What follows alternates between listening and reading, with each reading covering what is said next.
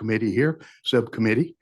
We have the MDA presentation today, their executive director. To be, have you been do you have to be confirmed? I do, Mr. Chairman, and I anxiously await that confirmation. Okay, so executive director in waiting, Bill Court. We're glad to have him, and we look forward to your presentation. Thank you, Mr. Chairman. First of all, let me just say that it's been a great delight to be up here the last couple of weeks with these big projects. And I know we're going to talk a little bit more about those projects in our ask today, just to get you all up to speed on where we're at. We also have our basic operational budget. But let me just comment on a couple of quick things about what we've done in the agency over the last year, just to share with you some of the things that have been going on. First and foremost, we've made it successfully through the SEC2 classification.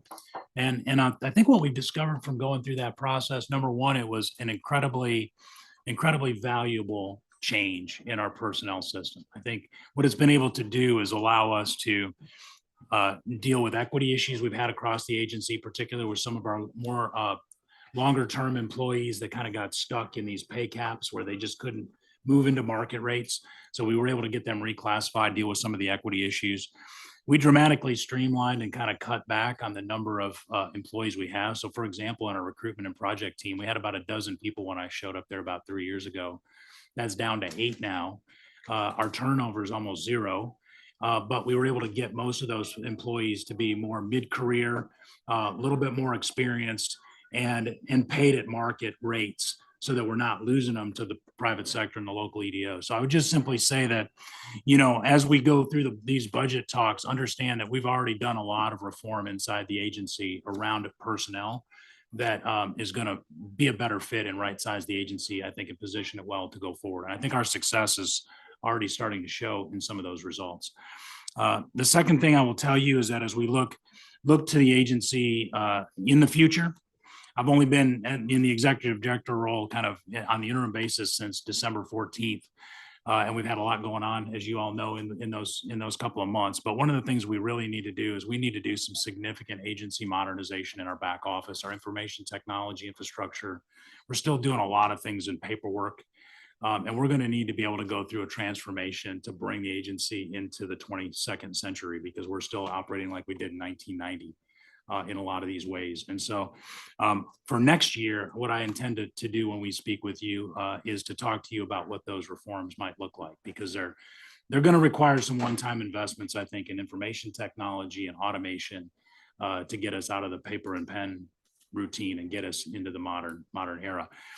One of the things that slows us down in that regard is that, as you know, speed to market is very critical. Getting resources out to these communities is very critical, but we're still doing a lot of our grant applications and stuff through pen and paper in the mail. And that's just not 2023 technology. We've got to figure a way through that. And finally, I think you're going to see a significant increase in the amount of program funds that we're dealing with this year. For example, in our energy group, with all the federal largesse that's been coming down around energy, the state energy office, which reports in through MDA, we've already got $400 million worth of grant applications into the feds right now for everything from solar for all to grid resiliency to a whole host of these things. That number is going to increase probably to $750 million before it's all over with. There's just so much of this money coming into the state. And so these are the kind of programs that don't get a lot of visibility at MDA, but are really going to, cause us to figure out how do we execute these things, this one-time money on a multi-year programmatic basis. It's going to take us a while to get it out there, and how do we deal with the internal operations to get that done. So I'm going to pause there and certainly be free to answer any questions throughout, but I'd like to turn it over to our Chief Investment Officer, Stephen McDivitt, to kind of go through the numbers in the general program. Good morning. Each of you should have gotten a handout that's got several different boxes on it. If you don't have one, we can get you one. Just let me know. I'm going to walk through this with you real quick, and then I'll obviously answer any questions that you have. What I'd like to do this morning is we're looking at this. I'd like to just kind of talk about our recurring general operations, and then also more of our one-time project money Much of that one-time project money is going to be in relation to recent projects that have been approved here in the legislature and that we've been announced recently. So we'll talk about those, but if you will, I'd like to start with the red box at the top, our general fund operating budget request. What we're requesting is a level funding from FY24. That's about a $690,000 increase over what the base starting point was for FY25. I know at the beginning of every year, the legislative staff and the JLBC look at our budgets and they make recommendations. So we're asking basically to restore the cut that was taken there and be level with FY24. The purpose of this is so that we can maintain our operations at a current level. Anything that starts cutting below what we've been receiving is going to have a real impact on operational funding. And we would have to look at reduction in contractual expenditures, and then our personnel categories are two primary drivers of our general fund budget. From there, I'll take a look at our special fund operating budget. We are requesting an increase into this budget. The total ask for special fund authority for operations is about $218 million. That is an increase over FY24 of about $126 million. We have received grants. This is largely related to federal grants that we've received for the State Small Business Credit Initiative, for the energy grid resiliency and disaster recovery. So the increase is primarily a reflection of those federal funds. From there, our headcount request, again, we're asking for a restoration of the base levels so that we can go back to level with FY24. As Bill mentioned, the primary purpose of this is so that we can get a handle and assessment on the agency before we immediately lose headcount. I will tell you that we've, since the building has been in a little bit of disrepair over at the Woolfolk building, bringing new employees into the agency has been a challenge. And so we have vacancies right now to the tune of about 26 that we're trying to backfill that we've lost recently this year through attrition. And so we're just asking that we be restored to FY24 headcount numbers as we prepare for the next fiscal year and bring back a more comprehensive plan for you. So in general, our operating budget and recurring programs kind of summarized in those three boxes. If you will, take a look at that final box on the bottom that's titled Mississippi Major Economic Impact Authority and Other Funding Requests. So this is some reappropriations and some new funding for fiscal year 25. Starting from the top, Project Atlas, you recently have approved a $44 million appropriation in the second extraordinary session of 24. We're simply asking for that money to be carried forward into 25 so that we can continue that project. Project Poppy, which was done in the first special session, we're asking for $117 million to be reappropriated into fiscal year 25 to provide the spending authority. And we're asking for an additional $133 million appropriation for fiscal year 25. Now, the 133 is what was discussed during the special session. These are the numbers that have been talked around. So this is just, you've seen this recently. So we're just putting it back before you. The total for Project Poppy would be $250 million. Project Triple Crown, we are again looking for funding for our spending authority that you've already previously given us money for, about $81 million. That money is already there, available and reserved for this project. We just have the spending authority built in for it. And we're asking for an additional $50 million in FY25 for this project. And again, this is, as I understand it, been the plan from the beginning to come back in future years to continue to ask for this appropriation. We do have bonding authority for the same amount, but we're asking for the 50 and an appropriation. That's the three major projects that we're asking for. If you look to the right, 2 bullet points, you'll see customizable training. I may defer to Bill for an explanation on this one. This was recently in the governor's executive budget request. This is actually money that would end up with Accelerate, but MDA would oversee the usage of it or the administration of it. It would be dedicated for helping with staffing and training related to economic development projects, is how I understand it.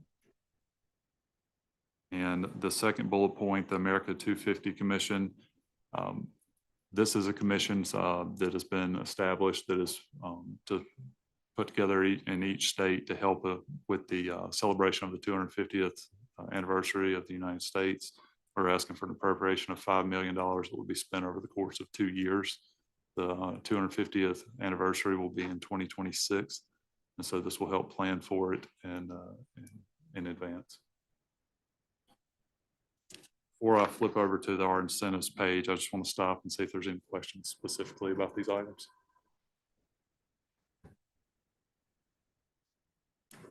Sorry. So you should also have gotten a separate handout that says incentive request for FY25. You've probably seen these in past years. What you're going to notice is that our incentive requests for all of our major programs are consistent with what you saw we requested last year. What I would like to point out, though, is the site development program. This program, we would like to ask for an appropriation in cash of this $100 million. In the past, it has been done through a bond program. I believe in recent years, there's also been some funding through capital expense funds for this program, but we would just ask for consideration of this through an appropriation as well.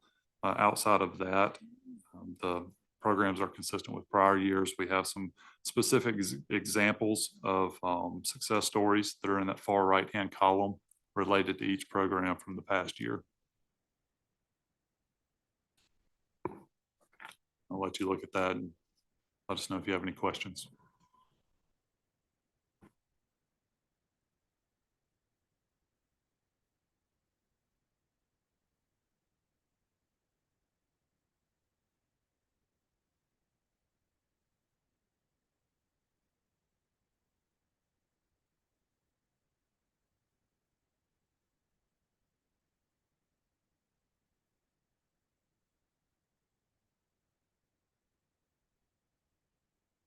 The $100 million for site development, you're wanting to move to an appropriation instead of from CapEx or where we've been bonding.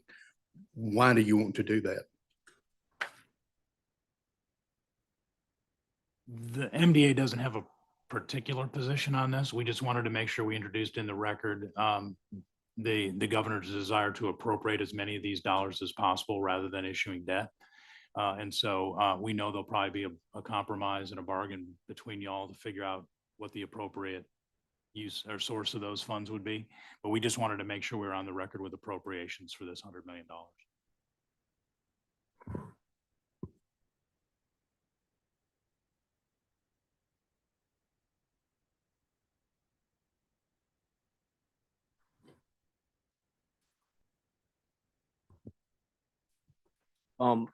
On the customizable training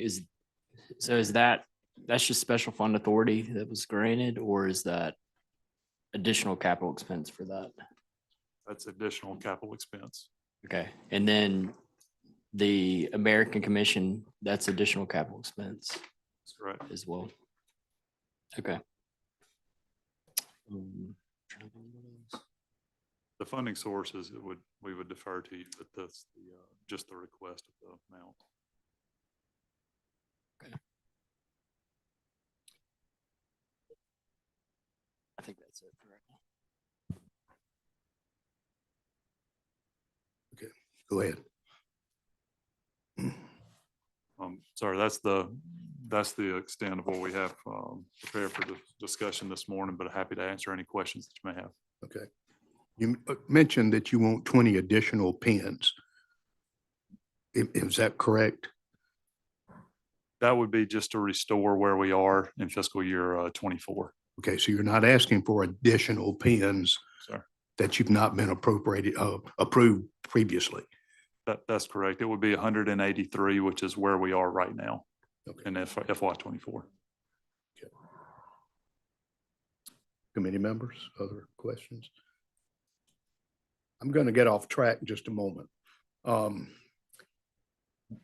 Y'all are to be commended. We're doing a great job getting industry into Mississippi. high-paying, great jobs.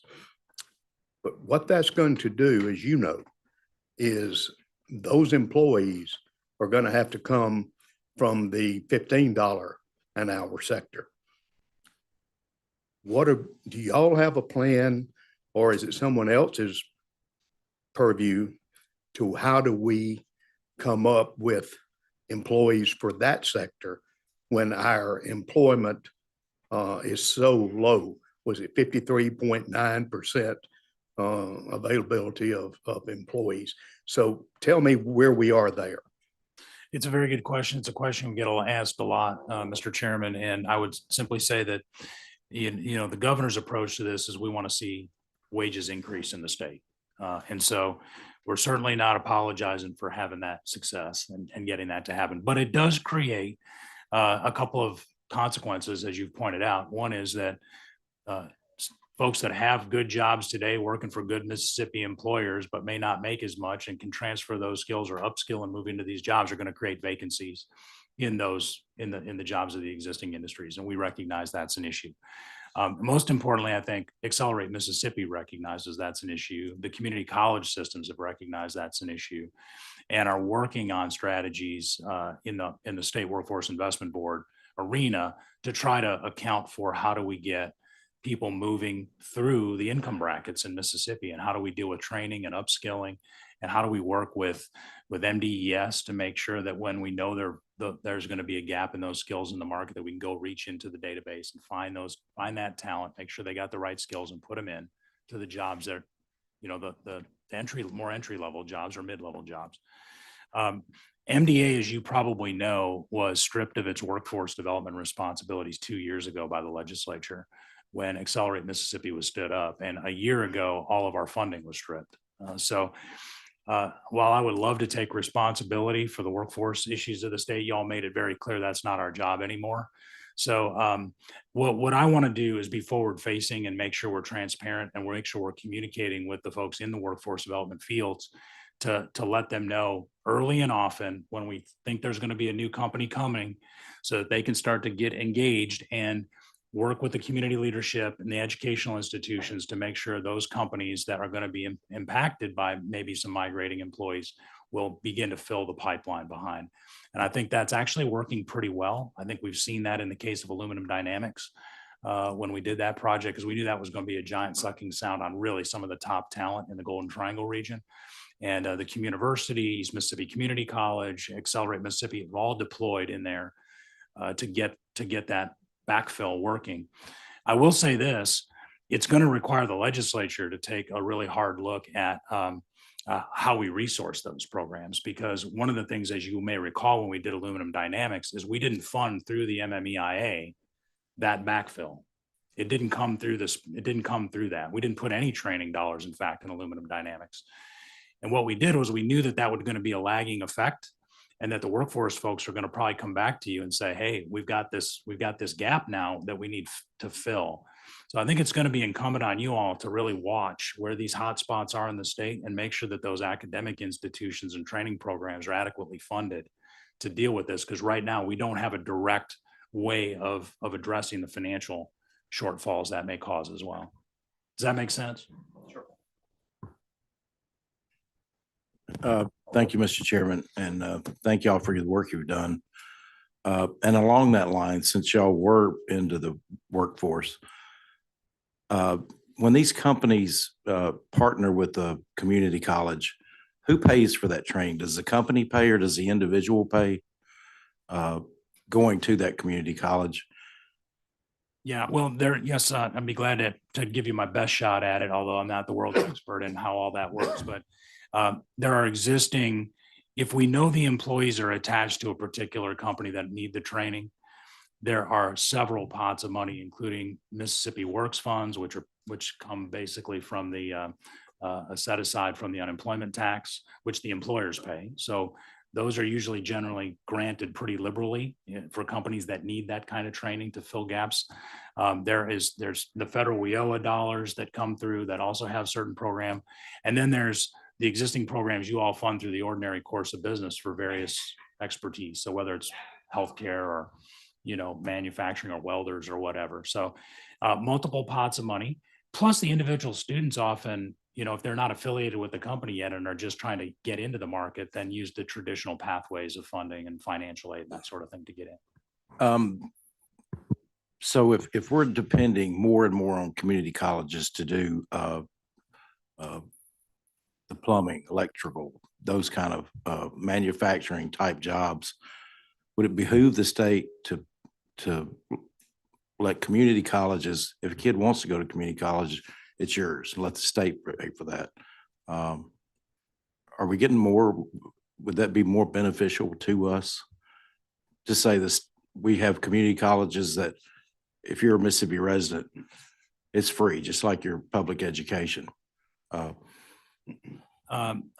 I'm not sure the governor's taking a position on that, and usually the MDA's position is kind of what he wants. But I will tell you this: there are states that are doing this, where they're offering free community college, or they're offering it for free for critical skills gaps that they have in their markets. And the way I always look at this is, who are we competing against?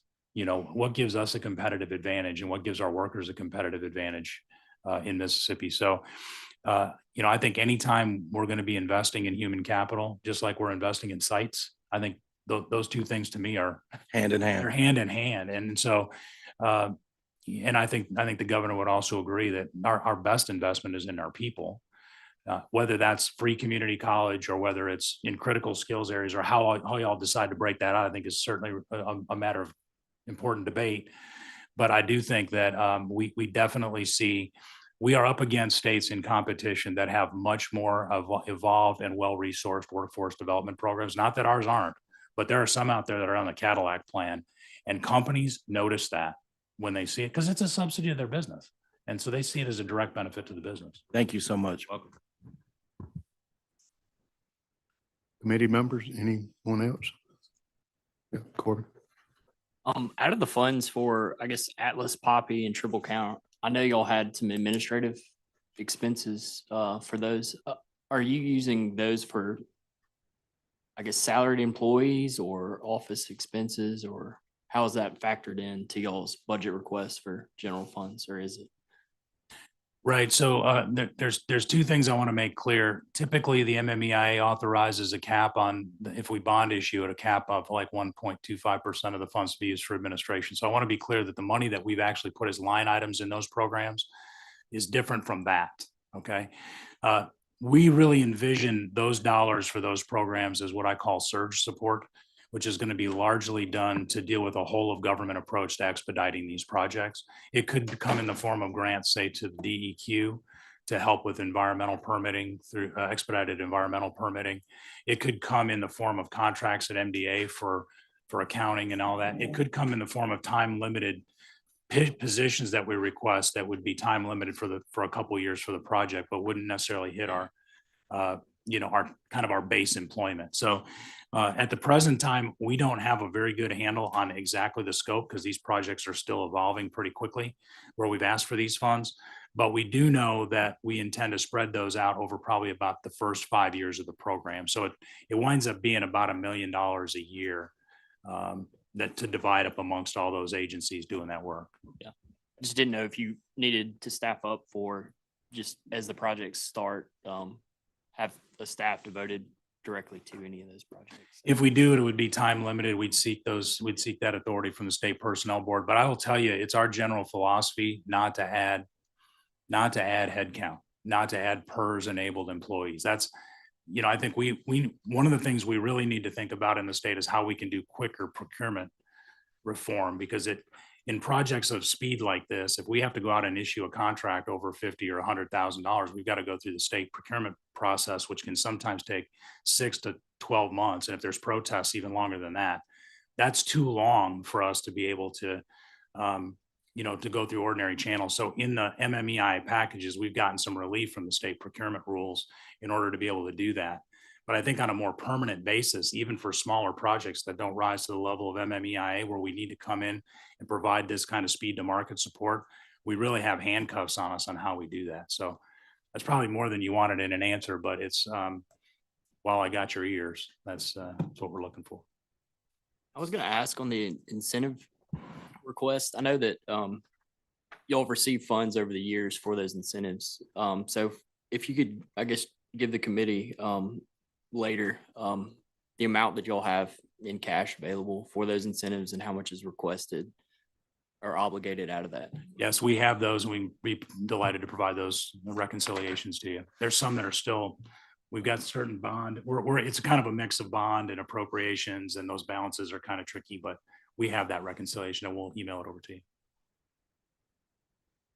Mr. Chairman, all right. Mr. Chairman, you have questions? I'm reluctant to ask too much because I'm walking in at the very end of your presentation, it sounds like, but thank you, Mr. Chairman. Just quickly, what is the 3 million extra out of general funds for? It's maybe not quite that. Well, I'm looking at base level funding. You're really a little over 2 million on your request. I'm just trying to figure out what it is. Is it salaries? I'm trying to quickly scan to see what that is. So on the base level funding, as I understand it, the recommendation was to cut us about $690,000. There was a reduction of about 2.4 million in the salaries line. That appeared to be more through special funds or federal fund spending authority. But we were asking for the restoration from the base level cuts of about 690,000. The majority of our general funds are used in the salary and contractual line items, so we would have to consider personnel or a reduction in operations with the loss of that 690. So you're trying to quickly add this up, over last year, 1.4 million on salaries and. Yeah, Mr. Chairman, if I may, I think we've revised our request from what was submitted in August. What we're requesting now is a level funding of general funds. So instead of plussing up 1.4 million like we originally requested last August, we're asking for level funding for FY25. I will get the rest later. Thank you, Mr. Chairman. If we could go back to the $5 million customizable training, did I understand you to say that that's your staff training? Is that correct? This is the governor's asked for this in response to his interviews with Accelerate Mississippi on the fact that when Accelerate was stood up, they were not appropriated sufficient funds to deal with economic development projects. And they don't have any dedicated people over there except for one kind of low-level employee that addresses anything MDA touches over there. So this is an attempt to put some visibility around the fact that if we're going to have the equivalent of a quick start or a fast start or one of these competitive states, while Accelerate may do a lot of important things associated with community college and training programs, we don't have a funded, dedicated team of people at Accelerate that support MDA. So this customizable training line item is to get them the resources that they need to do it and to put it at MDA where we can hold them accountable for making sure we get the right support. So the 5 million would go to you, but flow through to Accelerate. That's correct. And then that would give them the ability to have the people necessary to work with you on industrial projects. That's correct. Okay. And if you remember, Mr. Chairman, in the last couple of special sessions, we had requested some initial funding to help with this investment, particularly in the area. We had $2 million earmarked in the Project Poppy MMEI legislation to handle just the information technology upgrades necessary to deal with, and some additional other technical support and control systems to put in place to get them the architecture that they need to support economic development projects. But a lot of the work that they've been doing has been with K through 12 and career coaches and a lot of things that are great merit, but they're not at the table with a dedicated team. We've got folks that are coming to these project meetings sort of as other duties as assigned, and we really need to get a dedicated team up there to do what we need to do to win for these projects. Okay, committee members, one last chance. Okay. All right, I believe that does it. Thank you very much. Appreciate y'all being here, Bill, Stephen.